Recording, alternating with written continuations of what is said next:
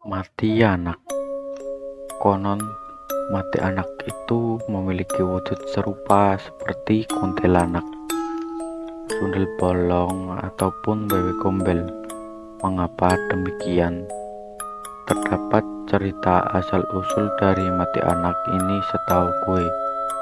Yang pernah gue baca, mati anak ini adalah anak dari pernikahan antara Nyi Roro Kidul dengan manusia.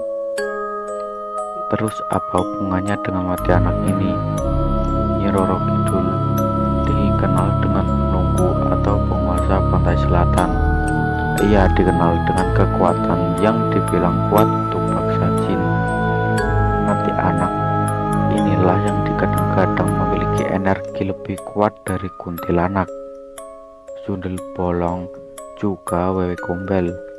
Ceritanya sendiri masih simpang siur, benar atau tidak, karena asal-usul mati anak ini lebih terkenal dengan kematian seseorang wanita yang sedang mengandung, yang akhirnya menjadilah mati anak. Terdengar seperti kuntilanak memang. Oleh sebab itu, gua sering bertanya-tanya, kuntilanak itu kenapa bisa jadi kuntilanak, dan mati anak itu kenapa bisa jadi mati anak, yang padahal kronologis kematiannya itu seperti wanita yang mati ketika mengandung. Ya, semua itu hanya rahasia Tuhan. Bagaimana mati anak itu ada dan asal-usul yang sebenarnya mati anak itu seperti apa. Pocong. Pocong adalah jenis hantu yang berwujud guling. Di Indonesia, hantu semacam ini dikenal pula sebagai hantu bungkus. Penggambaran pocong bervariasi. Dikatakan pocong memiliki wajah berwarna hijau dengan mata yang kosong. Penggambaran lain menyatakan pocong berwajah rata dan memiliki lubang mata berongga atau tertutup kapas dengan wajah putih pucat. Mereka yang percaya akan adanya hantu ini beranggapan pocong merupakan bentuk protes dari si mati yang terlupa dibuka ikatan kafannya sebelum kuburnya ditutup. Meskipun di film-film pocong sering dikabarkan bergerak melompat-lompat, mitos tentang pocong malah menyatakan pocong bergerak melayang-layang. Hal ini bisa dimaklumi sebagai di film-film pemeran pocong tidak bisa menggerakkan kakinya, sehingga berjalan harus melompat-lompat. Keadaan ini pula yang menimbulkan suatu pertanyaan yang bisa dipakai untuk membedakan pocong asli dan pocong palsu di masyarakat. Kepercayaan akan adanya hantu pocong hanya berkembang di Indonesia, terutama di Jawa dan Sumatera. Walaupun penggambarannya mengikuti tradisi Muslim, umat beragama lain pun ternyata dapat mengakui eksistensi hantu ini. Pocong di berbagai daerah sunting di berbagai daerah di Indonesia sendiri. Ada beberapa versi pocong yang terbentuk dari kepercayaan-kepercayaan dalam kehidupan sosial masyarakat. Salah satunya adalah pocong plastik yang konon pernah menggegerkan warga Jakarta. Cerita tentang pocong plastik ini muncul dari kisah seorang wanita hamil yang dibunuh pacarnya. Ketika sedang diotopsi di rumah sakit, mayat wanita ini terus mengucurkan darah, sehingga pihak rumah sakit memutuskan untuk membungkusnya dengan plastik. Warga percaya bahwa kemunculan pocong ini karena arwah dari wanita itu yang ingin dibukakan ikatan plastik pada jasadnya. Lain cerita di daerah Sidoarjo, Jawa Timur. Ada versi penggambaran pocong dengan menaiki delman. Penduduk Sidoarjo menyebutnya sebagai andong pocong. Kisah yang disebut-sebut dengan cerita misteri hantu pocong andong ini sempat menggegerkan warga daerah Sidoarjo pada tahun 2007 sampai 2008. Hantu pocong ini telah menghantui warga Sidoarjo hampir setiap malam dengan suara khas gemerincing delman dan suara ketukan pintu di malam hari. Menurut warga setempat, asal-usul hantu pocong ini adalah karena kematian dua pengantin baru yang tidak direstui dan mengalami kecelakaan saat menaiki delman. Ada pula yang mempercayai bahwa hantu ini merupakan pewujudan ilmu gaib. Pocong seringkali mewarnai cerpen atau roman bertema komedi. Dalam sinema nasional Indonesia bergenre komedi, pocong bahkan seringkali dihadirkan. Beberapa bahkan menggunakannya sebagai judul. Dalam parade ondel-ondel sebelum perayaan Natal di Afrika, umpamanya wujud pocong kerap diwujudkan, biasanya oleh kelompok masyarakat non-Hindu. Kuntilanak.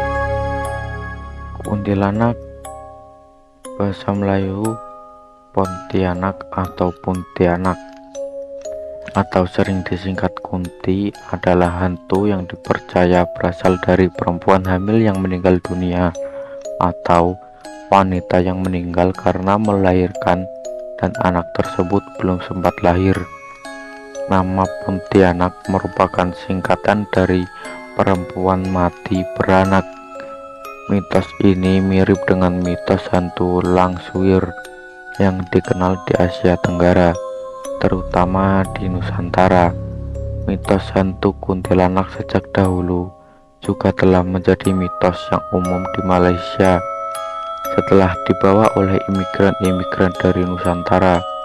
Kota Pontianak mendapat namanya karena konon Abdurrahman Al-Qadri, pendiri Kesultanan Pontianak, diganggu hantu ini ketika akan menentukan tempat pendirian istana.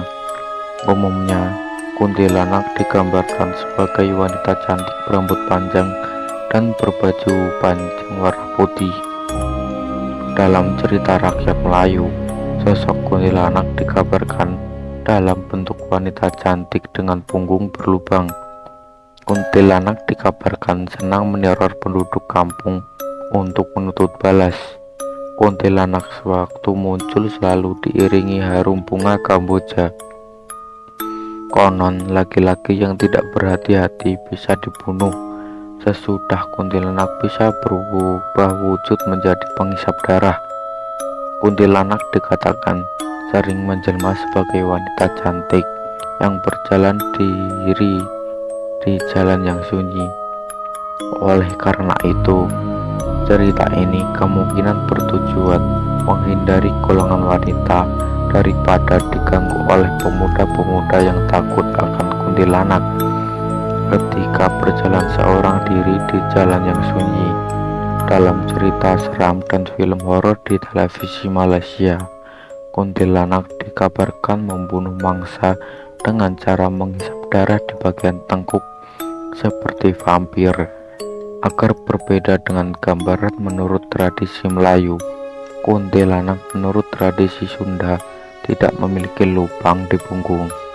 Jenis yang memiliki lubang di punggung sebagaimana deskripsi di atas disebut sundel bolong. Kuntilanak konon juga menyukai pohon tertentu sebagai tempat bersemayam. Misalnya waru yang tumbuh condong ke samping, populer disebut waru doyong. Berdasarkan kepercayaan dan tradisi masyarakat Jawa, kuntilanak tidak akan mengganggu wanita hamil bila wanita tersebut selalu membawa paku, pisau, dan gunting bila berpergian kemana saja.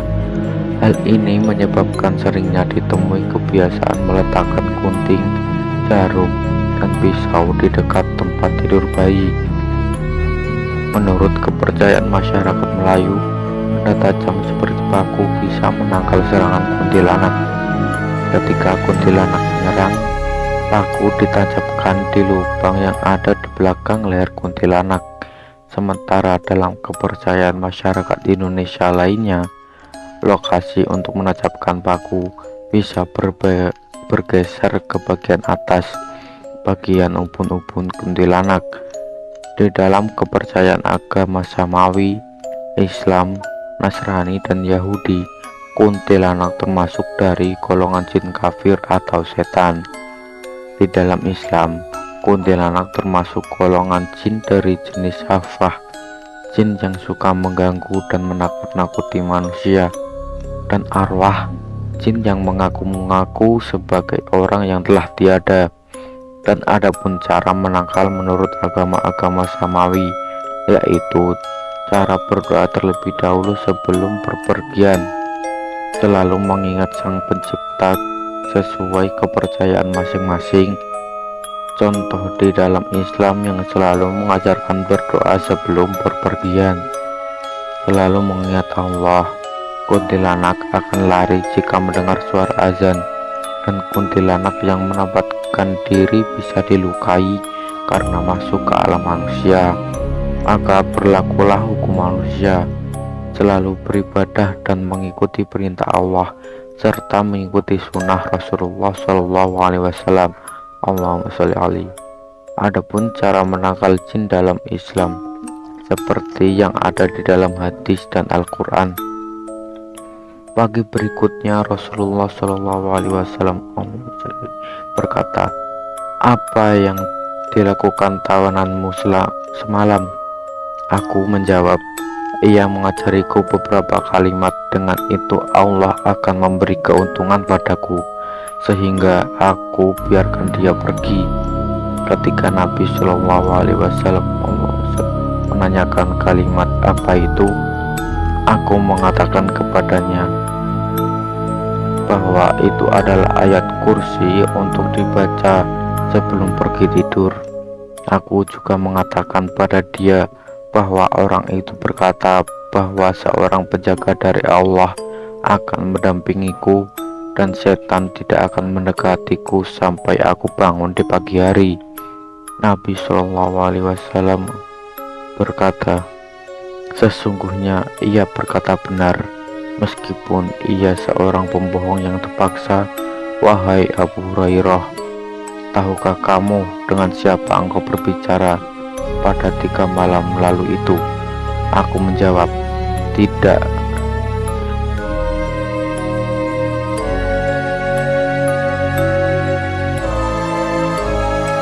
Jawab, "Tidak."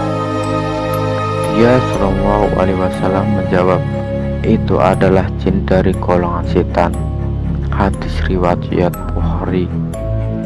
Jangan jadikan rumahmu seperti kuburan.